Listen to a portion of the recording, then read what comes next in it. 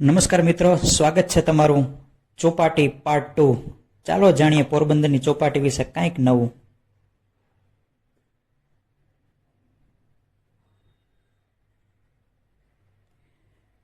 મિત્રો, ગેટથી તમે એન્ટર થશો એટલે ફેમસ રાજમહેલ તમને જોવા મળશે। જૂનું આર્કિટેક્ચર ધરાવતું આ રાજમહેલ ખૂબ જ રમણીય છે। ડાબી સાઈડમાં બગીચો છે, જમણી સાઈડમાં બેઠકની વ્યવસ્થા છે, જે તમે જોઈ શકો છો હાલમાં। એ જ રસ્તા પર તમે થોડા આગળ હાલશો એટલે જોવા મળશે તમને એકદમ સ્વચ્છ અને સુંદર ચોપાટી, જે દરિયાકાંઠાની એકદમ નજીક છે।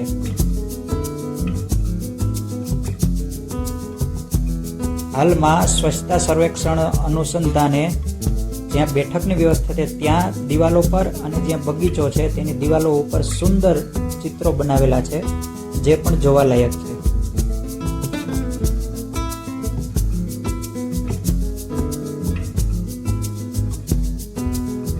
વોકિંગનો જે ભાગ છે ત્યાંથી થોડા આગળ હાલો એટલે તમને જોવા મળશે ઘૂઘવતો દરિયો, જે એકદમ સ્વચ્છ એટલે કે બ્લુ કલરનું શાંત પાણી તમને જોવા મળશે।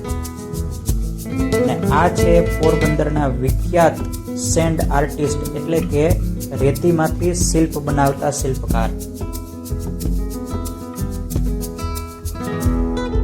આમ તો જે આપણે પહેલા ભાગમાં જોયું એસટી બસ સ્ટેન્ડ છે ત્યાંથી જે પેલો ગેટ છે ત્યાં પથરાળ જમીન છે, પણ અહીંયા તમે જોશો તો એકદમ રેતી ધરાવતો સમુદ્ર કાંઠો છે અને ત્યાં જ રેતીના ઢગલામાંથી સુંદર આકૃતિઓ બનાવતા શિલ્પકાર। સવારના સમયે જો 10 થી 11 કે 12 ની વચ્ચે તમે જાઓ તો આ આકૃતિ બનાવતા શિલ્પકાર તમને ત્યાં જોવા મળશે।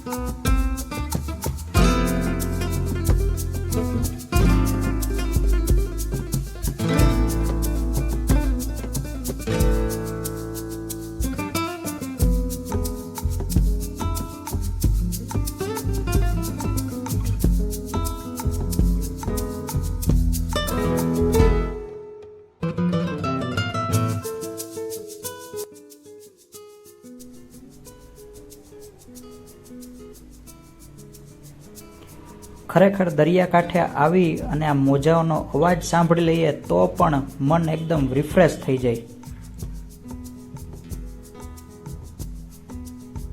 એકદમ કુદરતી આબોહવા સાથે ઘૂઘવતો દરિયાકાંઠો મનને પ્રફુલ્લિત કરી દે છે. અને પોરબંદર આવતા મહેમાનોને વિનંતી કે એક વખત દરિયાની ચોપાટીએ જરૂર મુલાકાત લેજો.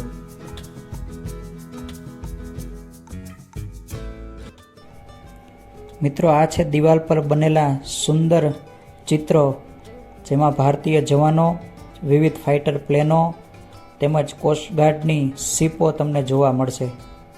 તો ચાલો આ પણ જોઈ લઈએ.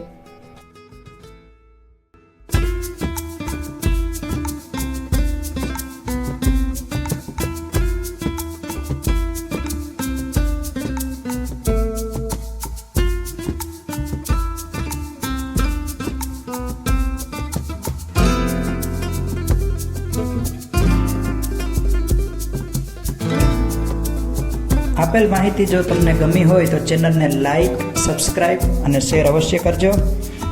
ચાલો બીજી માહિતી સાથે ફરી હાજર થશું. ત્યાં સુધી નમસ્કાર, જય હિન્દ.